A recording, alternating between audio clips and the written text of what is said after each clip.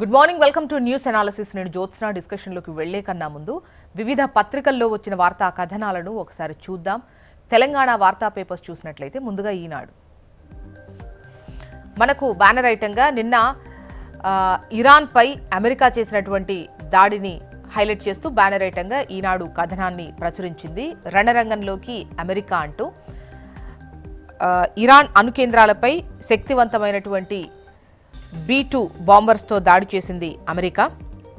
Fordow అణుశక్తి కేంద్రంపై bunker blaster బాంబులు, నంతాజ్, ఇన్ఫహాన్లపై తోమహక్ క్షిపణులు, ఆపరేషన్ మిడ్ నైట్ హ్యూమర్ పేరుతో దాడులు చేసింది. 40 క్షిపణులతో అటు ఇజ్రాయెల్పై ఇరాన్ ప్రతిదాడి చేసింది. ఇక శాంతించాలి అని చెప్పేసి ఓవైపు ప్రపంచ దేశాలు పిలుపునిస్తున్నాయి. మరోవైపు ఇరాన్ ఇప్పుడు చర్చలకే తావు లేదు అని చెప్పేసి గట్టిగా ప్రతిస్పందిస్తున్నటువంటి పరిస్థితి అయితే ఇక్కడ కనిపిస్తోంది. మరోవైపు అంటే అమెరికా దాడులకు నిరసనగా హర్మూజ్ జలసంధి మూసివేతకైతే ఇరాన్ ఆలోచన చేస్తోంది. సో దీంతో అంతర్జాతీయ రవాణాకు తీవ్ర విఘాతమే కలిగేటువంటి అవకాశాలుంటాయి. మరోవైపు అమెరికా చేసినటువంటి ఈ దాడిని అటు ఇరాన్ ఇది అతిపెద్ద రెడ్ లైన్ను అమెరికా దాటింది, దీని పరిణామాలు తీవ్రంగా ఉంటాయి అని చెప్పేసి హెచ్చరిక చేస్తున్నటువంటి క్రమం కూడా మనం చూడొచ్చు. ఇక పేద విద్యార్థుల ఉపాధికి జీవం అంటూ లైఫ్ సైన్సెస్ పరిశ్రమల్లో కొలువులు, రానున్నటువంటి ఈ 5 ఏళ్లలో రాష్ట్ర యువతకు లైఫ్ సైన్సెస్ అంటే జీవశాస్త్రాల రంగంలో 50,000 ఉద్యోగ అవకాశాలు కల్పించాలనే లక్ష్యంతో పరిశ్రమల శాఖ కార్యాచరణ చేపట్టింది. తెలంగాణలో ఫార్మా, బయోటెక్నాలజీ, మెడికల్ డివైజెస్ కంపెనీలు 2,000 వరకు ఉన్నాయి.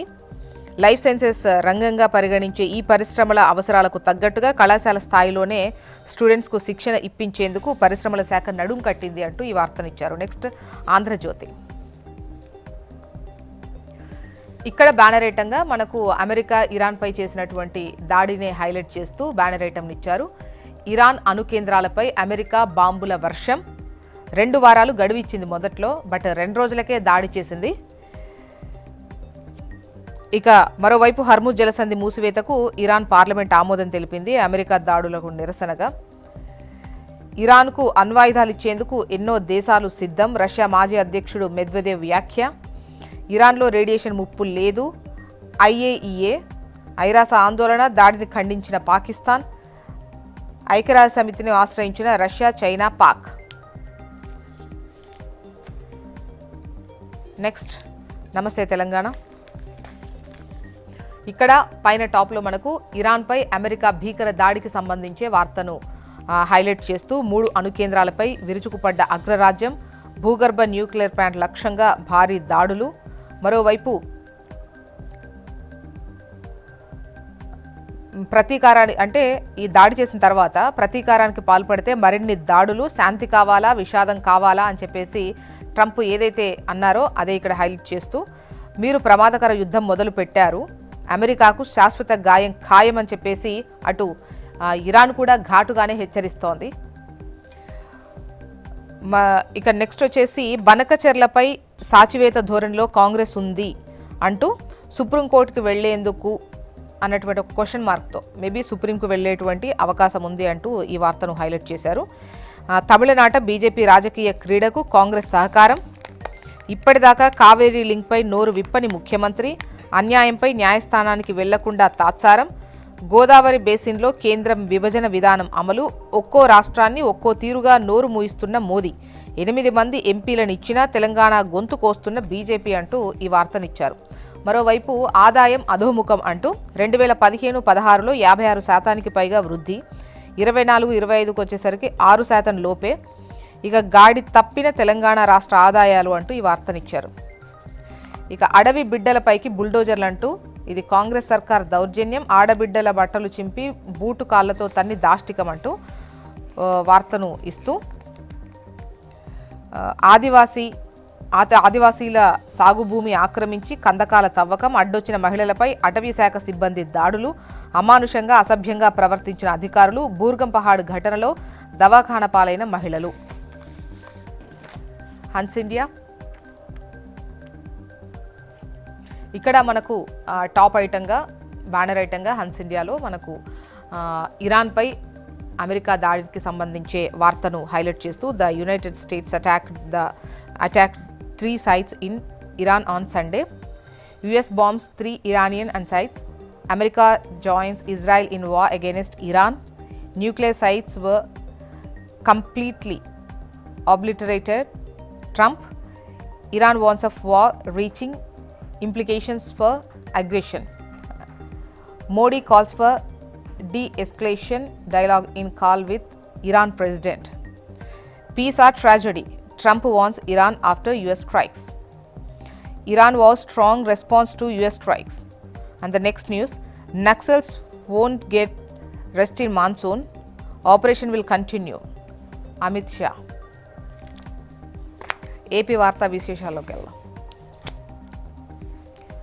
ఏపీ వార్తా విశేషాలు ముందుగా ఈనాడు చూసినట్టయితే ఇక్కడ మనకు అమెరికా ఇరాన్పై చేసినటువంటి దాడికి సంబంధించిన వార్తని హైలైట్ చేస్తూ రణరంగంలోకి అమెరికా అంటూ ఇచ్చారు. ఇక నెక్స్ట్ వార్త వచ్చేసి A2గా జగన్ అని అంటూ సింగయ్య మృతి కేసుకు సంబంధించి A1గా వాహన డ్రైవర్ రమణారెడ్డి, నిందితులుగా వైవి సుబ్బారెడ్డి, పేర్ని నాని, పిడదల రజని తెలిసి మృతికి కారణమయ్యారని సెక్షన్లు మార్చిన పోలీసులు. ఇక పునరావాసానికి అడుగులు, త్వరలో పోలవరం నిర్వాసితులకు ప్యాకేజ్, తొలి దశలో 38,050 కుటుంబాల తరలింపు, 2,300 కుటుంబాలకు 150 కోట్లు, పునరావాస కాలనీల కోసం టెండర్లు, భూమి ఇచ్చేందుకు 13,000 ఎకరాల గుర్తింపు. నెక్స్ట్ ఆంధ్రజ్యోతి. ఇక్కడ సింగయ్య మృతికి సంబంధించే వార్తను ఇస్తూ జగన్ కారు కింద నలిగిన మానవత్వం అంటూ పైన టాప్లో చూడొచ్చు. నెక్స్ట్ వచ్చేసి ప్రధాన వార్తగా ఇరాన్ అణు కేంద్రాలపై అమెరికా బాంబుల వర్షానికి సంబంధించిన వార్తను హైలైట్ చేశారు. నెక్స్ట్ వార్త వస్తే విచ్చలవిడిగా వాడేశారు అంటే లిక్కర్ స్కామ్ కోసం సర్కారు సంస్థల సృష్టి, జనం సొమ్ములు చెల్లించి సొంత జేబులు నింపుకొని అంటూ వార్తను హైలైట్ చేసింది ఆంధ్రజ్యోతి. సాక్షి విషయానికి వస్తే ఇక్కడ కూడా బ్యానర్ ఐటంగా మనకు అమెరికా మెరుపు దాడులకు సంబంధించే వార్తను ఇస్తూ ఇరాన్లోని ఫోర్టో నంతాజ్ అణు కేంద్రాలపై బంకర్ బ్లస్టర్ బాంబులేసిన ట్రంప్ సేన. సింగయ్య మృతి ప్రమాదం వక్రీకరణ, చంద్రబాబు ప్రభుత్వ కుతంత్రమిది అంటూ సింగయ్య మృతి ప్రమాదాన్ని వక్రీకరించారు, తెలిసే చేశారు అని చెప్పేసి చేస్తున్నారు అని చెప్పేసి ప్రభుత్వం కుట్ర కుతంత్రం అన్న విధంగా సాక్షి వార్తను హైలైట్ చేసింది. ఇక్కడ అప్పుల కోసం యథేచ్ఛగా రాజ్యాంగ ఉల్లంఘన, చంద్రబాబు సర్కార్పై వైఎస్ జగన్ ధ్వజం. మేనిఫెస్టోతో నయవంచన, సార్వత్రిక ఎన్నికల్లో సూపర్ 6తో పాటు 143 హామీలతో మేనిఫెస్టోను రిలీజ్ చేసిన చంద్రబాబు. అధికారంలోకి వచ్చి ఏడాది పూర్తి, ఇచ్చిన హామీల అమలుపై దృష్టి పెట్టని కూటమి ప్రభుత్వం అంటూ వార్తనిచ్చారు. మొత్తానికి ఇవి ఇవాళ వివిధ పత్రికల్లో వచ్చినటువంటి వార్తా కథనాలు. ఇప్పుడు ఒక చిన్న బ్రేక్ తీసుకుందాం. బ్రేక్ తర్వాత డిస్కషన్లోకి వెళ్దాం. Stay tune.